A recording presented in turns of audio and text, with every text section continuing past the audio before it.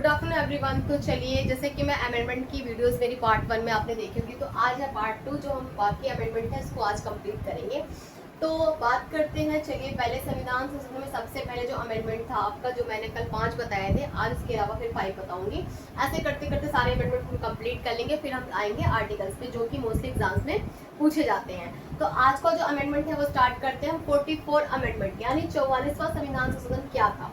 अब जैसे आपको लिख रहा होगा, संपत्ति का अधिकार को क्या किया गया, मौलिक अधिकार से हटाकर इसे क्या किया गया, आर्टिकल 300A में, यानी अभी लीगल राइट्स रहा, आपका फंडामेंटल राइट्स नहीं हुआ था। क्योंकि पहले क्या लोग उसको चैलेंज कर देते थे कोर्ट में, इसलिए इसको मौलिक अधिकार से फंडामेंटल राइट्स से हटाकर इसको लीगल राइट्स में ही शामिल किया गया। और इसकी जब ये अमेंडमेंट आया था, उसका कौन से सन में आया था, 1978 में। यानी देखो क्या होता था, पहले कुछ जो नियम बनाए गए थे इमरजेंसी, जैसे जो इमरजेंसी आपातकाल के दौरान क्या आसानी से लगाए जाते थे, लेकिन बाद में क्या गया, उसके लिए कुछ प्रावधान बनाए गए, यानी बिना सही रीजन से और बिना कैबिनेट के सलाह पे हम इमरजेंसी नहीं लगा सकते। तो ये क्या हुआ, ये भी हुआ आपका 44 अमेंडमेंट के दौरान ये प्रावधान किए गए। तो ये तो हो गया आपका 44 अमेंडमेंट क्या था। और इसमें देखिए, इसी में आपका कुल मौलिक अधिकार कितने हुए, 6 हुए, फंडामेंटल राइट्स 6 हुए इसको हटाने के बाद। तो ये था हमारा 44 अमेंडमेंट। अब चलिए बात करते हैं 52 अमेंडमेंट क्या था। 52 अमेंडमेंट क्या है आपका, देखिए 10वीं अनुसूची यानी दल बदल को रोका गया। इसकी शुरुआत कब हुई थी, 1985 में हुई थी। अब 10th शेड्यूल में क्या किया गया, किसे जोड़ा गया 10th शेड्यूल में, दल बदल को रोका, यानी इसे एंटी डिफेक्शन लॉ भी कहते हैं। आप मान लीजिए, जैसे कि मान लो एक इजी लैंग्वेज समझाती हूँ, एक क्रिकेट टीम है, उसमें कुछ बच्चे खेल रहे हैं, दूसरी क्रिकेट टीम भी है, वो बच्चे आपस में एक्सचेंज हो रहे हैं एक दूसरे की टीम से, तो उसमें क्या होगा, किस पे असर पड़ेगा, गेम से।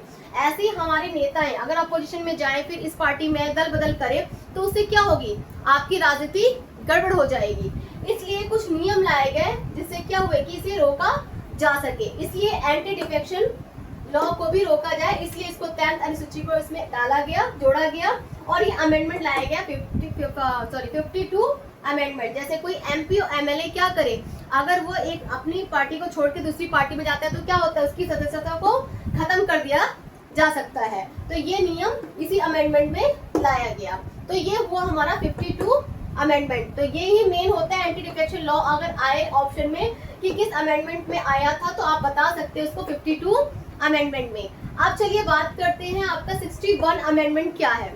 61 अमेंडमेंट क्या है आपका, इसमें इसकी स्टार्टिंग हुई थी 1989 में। अब क्या दिया है इसमें, देखिए आपको दिख रहा होगा, वोट आयु कम करना, यानी 28 से 18 कर दिया गया। मतलब देखो, पहले वोट देने की जो क्या थी एज थी, वो 21 की ईयर्स के लोग ही देते थे या उससे बड़े लोग देते थे।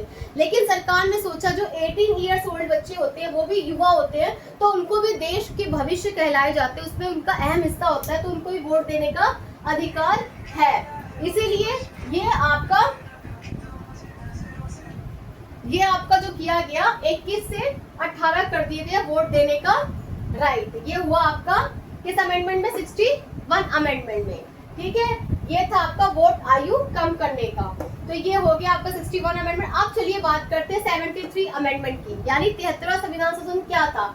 इसकी शुरुआत हुई थी 1992 में। अब क्या है, पंचायती राज को जोड़ा गया, जो कि आर्टिकल 43 में है, और इसी में भाग 9 को जोड़ा गया, 11वीं अनुसूची को भी जोड़ा गया, जिसमें 29 विषय शामिल है। अब देखो क्या था, ये देखो एक देश है बड़ा सा, और हर देश में एक बड़ा सा देश है, उसमें हर गांव है, और हर गांव में अपनी छोटी सरकार होती है। यानी वहाँ की सरकार का काम क्या है, सफाई करवाना, वहाँ की व्यवस्थाओं को देखना, कोई समस्या है उसको हल करना। तो इसलिए पंचायत पे उस पर जोड़ दिया गया, यानी पंचायत बनाई जिसका कि हर 5 साल में पंचायत का चुनाव हो, ठीक है, प्रधान का। और उसी समय आपका 1/3 यानी 1/3 रिजर्वेशन किसको मिला, महिलाओं को भी पंचायत में हिस्सा लेने का अधिकार इसमें मिला। किस अमेंडमेंट में, 73 अमेंडमेंट में। तो ये हुआ हमारा 73 अमेंडमेंट, किससे जुड़ा था, पंचायती राज को जोड़ा गया, जो कि आर्टिकल 43 में है, और इसी भाग 9 में और 11वीं अनुसूची को इसमें जोड़ा गया, जो कि 29 विषय इसमें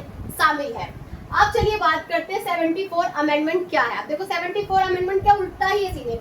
ये था गांव के निचले स्तर को ठीक करना, लोकतंत्र को मतलब गांवों में, अब ये शहरों में लोकतंत्र को मजबूत बनाना, यानी नगर निकाय यानी नगरीकरण या नगर पालिका, यानी इसमें भी भाग 9 को ऐड किया गया। और 12वीं अनुसूची को इसमें जोड़ा गया, जिसमें कि टोटल 18 विषय शामिल थे, 18 विषय शामिल थे।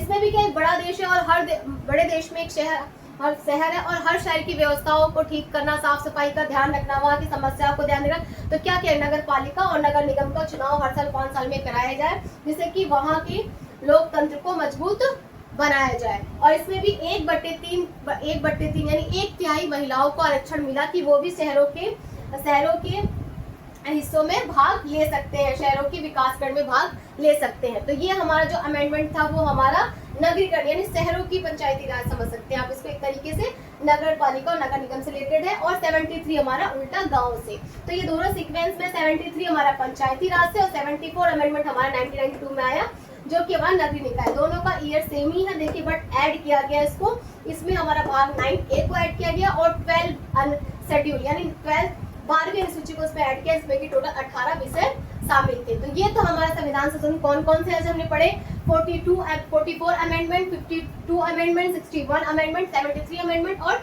74 अमेंडमेंट। देखिए हर एग्जाम्स में मोस्टली कोई ना कोई अमेंडमेंट पूछे जाते हैं और क्वेश्चन इस टाइप से नहीं आते कि सीक्वेंस में ऐसे आ गए कि 52 अमेंडमेंट में क्या था। स्टेटमेंट वाइज क्वेश्चंस आते हैं। आपको बोल दिया गया कि 10th अनुसूची यानी एंटी डिफेक्शन लॉ किस अमेंडमेंट में पास हुआ था, किस अमेंडमेंट में लागू किया गया था, तो आप बता सकते हो कि इसको ऑप्शन आएंगे 52 अमेंडमेंट में। ऐसे ही वोट देने की जो एज थी वो किस अमेंडमेंट में कम कर दी गई थी, 21 से 18 ऐसे ऑप्शंस में आए, तो आप बोल सकते हो 61 अमेंडमेंट में। उसका ईयर दे देगा, सीक्वेंस में आपको मैच द फॉलोइंग क्वेश्चन दे देंगे, इस तरह से क्वेश्चन आते हैं। और अमेंडमेंट के अभी तक मैं जितने स्टेट वाइज स्टेट पेपर्स देख रही हूँ या आपके एसएससी के पेपर देख रही हूँ, उसमें अमेंडमेंट से कोई ना कोई एक या दो क्वेश्चन होते ही हैं। इसलिए मैं अभी लेटेस्ट में आपको अमेंडमेंट हुआ, आर्टिकल्स में जो भी अभी आगे मैं स्टैटिक जीके के कुछ पार्ट्स लाऊंगी जो कि कंटिन्यू एग्जाम में पूछे ही जा रहे हैं। तो अगर आपको मेरी वीडियो अच्छी लगती है तो please like and share subscribe जरूर करिए और बने रहे स्टडी विद अलका को, और इंस्टाग्राम पे फॉलो करिए अलका पीसेस जर्नी को। Thank you very much.